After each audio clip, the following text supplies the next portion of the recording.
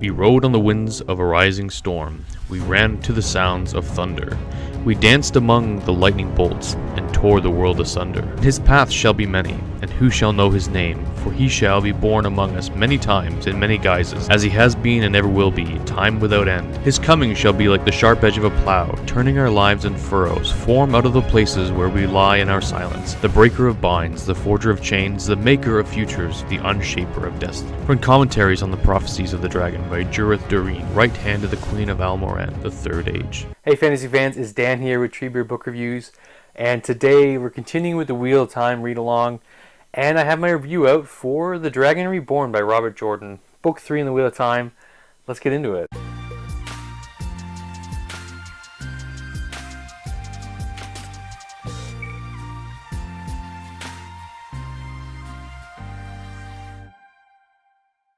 So again, welcome back guys, continue with the Wheel of Time.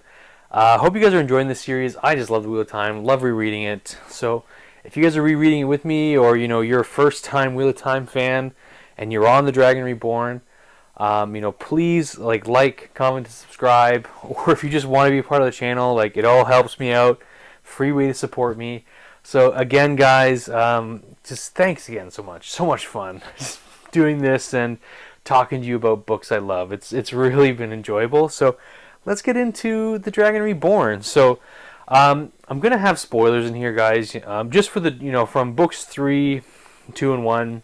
It's the third book in a series. I'm not sure why you kind of be jumping into this video if you haven't already read The Wheel of Time or you haven't read The Dragon Reborn. So yeah, full spoilers ahead. I'm going to talk about the plot, the character moments, stuff I like, stuff I didn't like, what's my overall rating of The Dragon Reborn, and what I recommend it. So let's start breaking it down about the plot of The Dragon Reborn. So The Dragon Reborn, this really kicks off I think it's a month or two after the events of the Great Hunt. So the gang has they've fought off the Shan in on Almouth Plain, and Rand has declared himself the Dragon Reborn. The dragon has shown himself in the sky. He's fought off the Dark One again, and he's been victorious. He suffered a wound, but people are still rallying to his name. They've seen the dragon in the sky, and they want to follow his banner now. So this book's a very interesting book. It's a very different Wheel of Time book compared to the last two, where Rand was a main focus, especially in The Great Hunt, where The Great Hunt was such a character piece for Rand. This book, Rand is not in it. So, and that might be a shocker, especially because the book's called The Dragon Reborn, and it's probably more to do with the prophecy of the dragon, like the Koreathon cycle, than it is to do with Rand himself, even though he is the Dragon Reborn. Spoiler, obviously. So yeah, so carrying on the plot, so it picks right up after the Great Hunt, where Rand's he's like moody Rand, where he thinks he's the Dragon Reborn, he's not sure, but he knows of the prophecy of the dragon, and he knows what the next step is, and that is to claim Kalendor, which is as you've seen in the book, it's the sword, the sword that isn't a sword, that is held in Tyr, at the Keep of Tyr. So it's Rand he's kind of just in a crazed state, he's kind of being carried on as a he's Taviran, right? Rand is severely Taviran, the most Taviran character in all of history of this universe. Nobody's been more Taviran for Rand since Luce there in Telamon, right? So he's the wheel is pushing him along to go and claim his destiny and prove that he is the Dragon Reborn, to pick up the sword, claim the sword that isn't a sword, Kalendor. So Rand, in the beginning of the book, leaves. He's off. Rand's gone. So this book really allows us to focus on the other characters, so the other Emond's Field characters, so Nynaeve, Egwene, Mat, and Perrin. And that's where the book kind of splits. So you're split between Perrin, POVs from Mat, and POVs from the girls like Nynaeve and Egwene. So I'll start with the girls, because the girls' plot is kind of interesting, and it really has a start and a finish, an arc.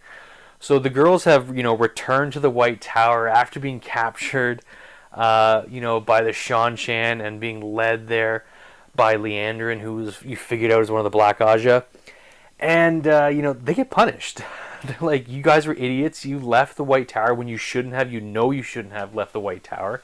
And they punish them. So, and they punish them in a weird way. So, Egwene and Elaine get raised to the Accepted. And it was really interesting in this part where, you see Egwene go through her Accepted trials and the stuff she has to face, and Rand's really in all these visions of her in her Accepted trial. And, it's kind of her, like, forsaking her, leaving her past behind and choosing the Aes Sedai women and choosing her future in the Aes Sedai over Rand, over her lifelong friend, her, former love or love interest. And so it's really Egwene growing up, and I think the reason too, like that Egwene and Elaine were allowed to take their Accepted challenge, is because Swan Sanche, the Amarlin seat, saw how much they've grown as characters, how much power they've gained. Like Egwene's like a master with Earth power. Using the one power, and like Elaine herself, like she had to go through a lot of stuff to survive with Nynaeve up in like Almouth Plain and stuff like that. So yeah, really good. Just the women's development is really good. So they passed their Accepted trial, and Swan Sanchi says, you're the only two people I can trust because I know you're not Black Aja, and so you are going to need my agents to hunt down the Black Aja. Love it. It's so good. And so, but then, like, with Elaine being gone, it causes a rift between Tar Valon and Caemlyn and Morghese. So Morghese is Elaine's mother, and she's kind of like just pissed off at the Amarlin seat because she's not telling her where her daughter heir Elaine is, and she just wants to know. She's like, I need to know where my daughter is. She's the future of Caemlyn. She's the future of the Lion Throne, and you're keeping her from me. So, and other stuff is going on with Morghese too. So the girls are kind of going off on this adventure to track down the Black Aja. What happened was when Leandrin left, it was, Leandrin's gone and she's like tricked the girls. And, with the girls coming back, she's like, well, my hand's been played. I'm clearly Black Aja. So her and like 12 other Aes Sedai, female Black Aja Aes Sedai, flee the White Tower, steal a bunch of Terangrial and Angreal, and just get out of Dodge. So, and they killed a few other sisters too. So that's the thing. Like that's the plot line there. So the girls are off to hunt them, and they eventually end up in Tyr hunting these Black Aja sisters, where comes this final culmination. And then so again you have Mat and Perrin. Perrin was a little bit more interesting in this book. He meets a character named Faile, who's she's an interesting character.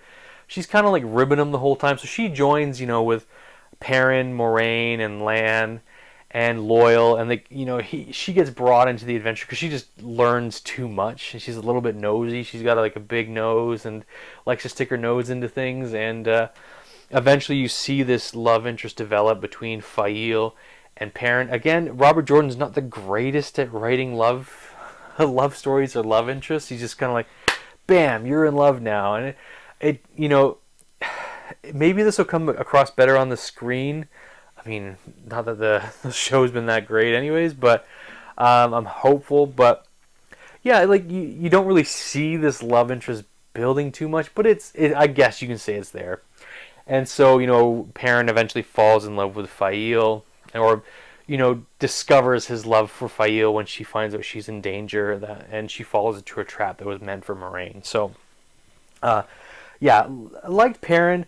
I was kind of rooting for him and Faile. Like, you're rooting for the relationship pretty early on. So, yeah, I like them. But Mat was one of the characters I really liked in this book. Mat's just a clever dick. Like, he's just a smart ass, But I kind of felt for Mat in this book because he went through a lot of stuff. And he had he got healed from the dagger.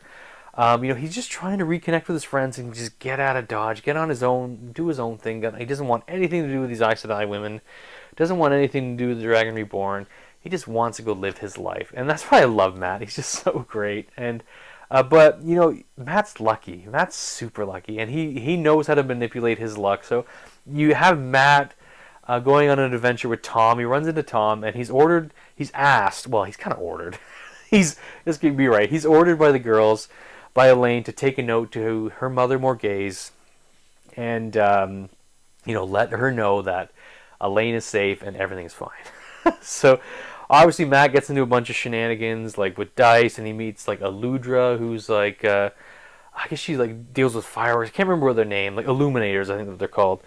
But yeah, great stuff with Matt, and he eventually, he delivers a letter to Morghese, and he overhears that one of the Forsaken is in the Camelin and manipulating Morghese, and he's sending off agents to kill the women like Egwene, Nynaeve, and Elaine in Tyr. So Matt's like, well, I can't let that happen. So Matt intervenes, actually ends up saving the girls, and they just like berate him and just bring him down a peg, and it's just, the women are so rotten to Matt, and he was so, like, he did all these things for them, and they just like, no, you're an idiot, Matt.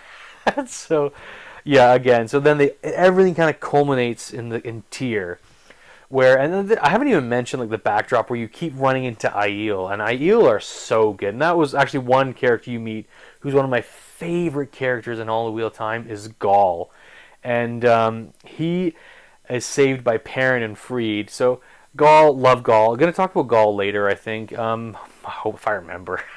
So yeah. So anyway, so there's Aiel. They're the people of the dragon. They're traveling to Tyr to help fulfill the prophecy of the dragon. So, they all kind of just show up at the same time. It's kind of like, a lot like the ending of The Great Hunt, in a sense where they're all kind of all over the place, and Robert Jordan just brings it all in, and then there's this epic, like, final act, this ending, where Rand has his last showdown with the Shamael, and he claims the sword Kalimdor, and he proves that he is the Dragon Reborn, and then there's all this other, fighting between Moraine and I think it's Belial.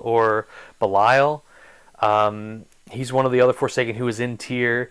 The women are fighting the Black Aja. Matt's just fighting everyone and blowing buildings up. So, and Perrin's in the Wolf Dream. So that's another thing I didn't talk about too, is Teleran Riyadh. That really kind of gets fleshed out a little bit more in this book. So again, this is a really solid book, guys. So I know I've broken down the plot fully here, because I just loved it. I loved this book, even though it's not a Rand book.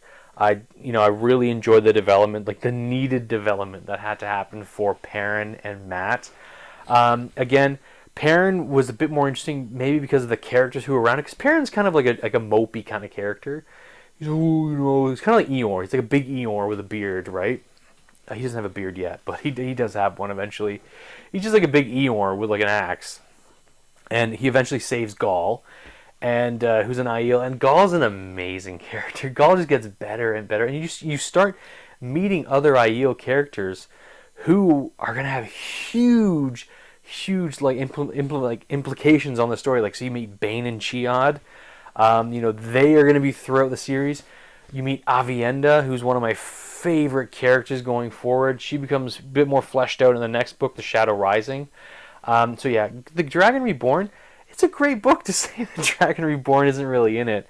Really liked it. So let's kind of break it down into things I really liked and the things I just think didn't work for me in this book.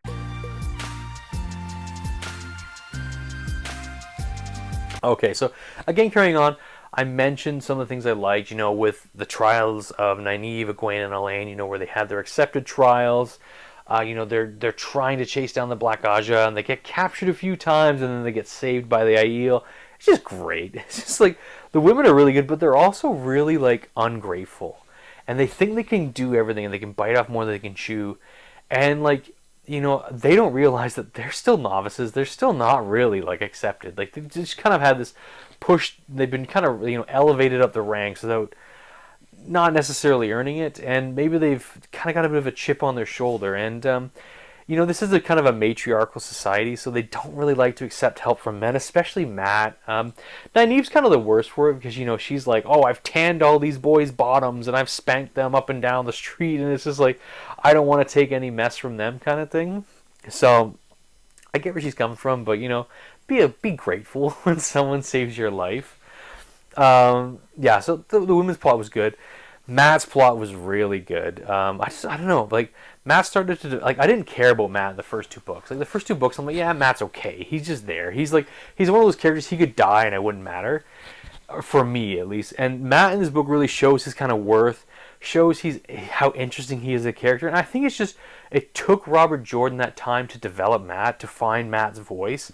And this is kind of even evident too, after Robert Jordan passed away, and then when Brandon Sanderson was writing like The Gathering Storm, Towers of Midnight, and The Memory of Light, it probably took like a good 2 books, like Towers of Midnight, for Brandon to get the voice of Matt.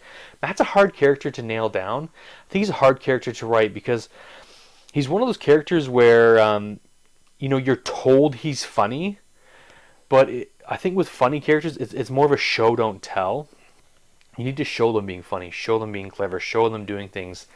And, Matt just never had the opportunity in The Eye of the World and The Great Hunt because he was just kind of dealing with this corruption of the dagger. So now he's really kind of get into his own kind of character, be his like quippy little self. Really like Matt. I just love his character. And him paired with Tom Maryland, where you have this like, this guy who's just high on his luck, just flies by the seat of his pants, and then this older gleeman who's just like, my old bones kind of thing. And they paired so beautifully together, and you see this pairing again later on in the series, and I just love them together, Tom and Matt.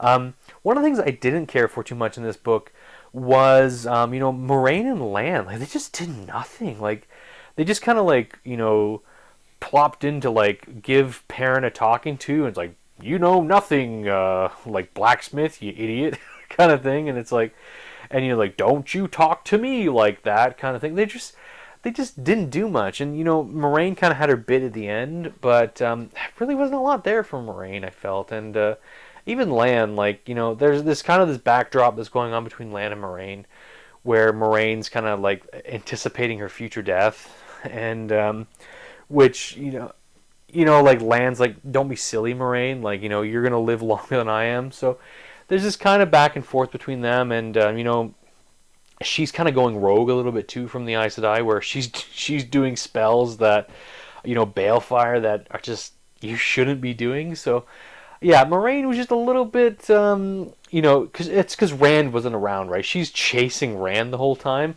and following his little breadcrumbs of like Taviran that he's left. And so I guess the last thing I want to talk about is Rand in this book.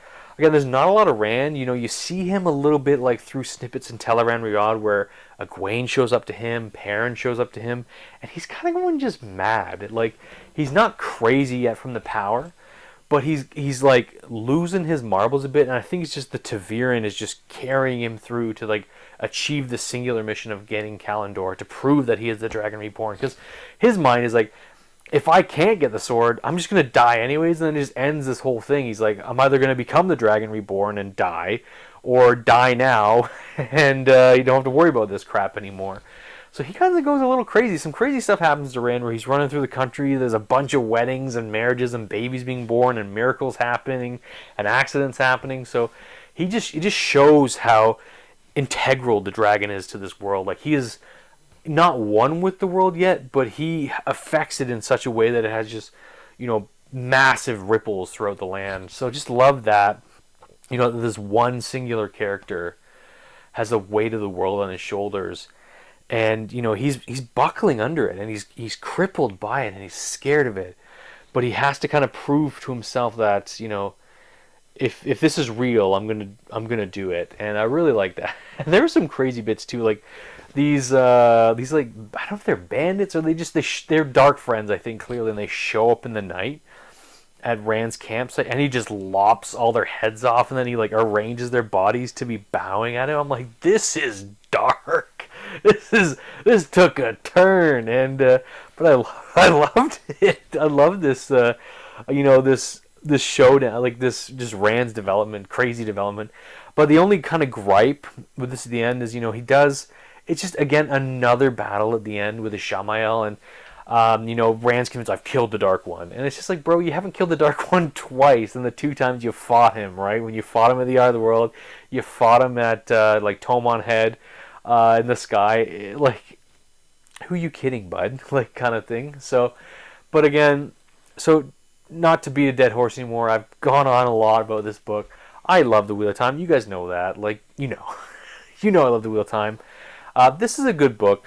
It's not as good for me as The Great Hunt. And I would just give it a straight 4. 4.0 still really good. You know, you just get a little bit more from the characters you love, and it develops a lot more of the characters that you needed to be developed. So the Dragon Reborn was a great book. You know, I'm probably going to be pausing the Wheel of Time reread for now just because I have so many books I want to be, you know, reading.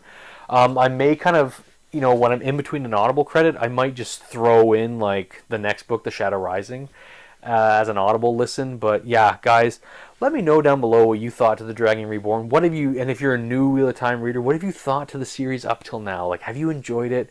Are you going to continue with the series? Are you hooked yet? So yeah, guys, I hope you enjoyed this review. You know, like the Wheel of Time is one of my favorite epic fantasy series. And yeah, it's just a masterpiece. Like Robert Jordan, I know people gripe on his language and gripe on how wordy he is. But you know what?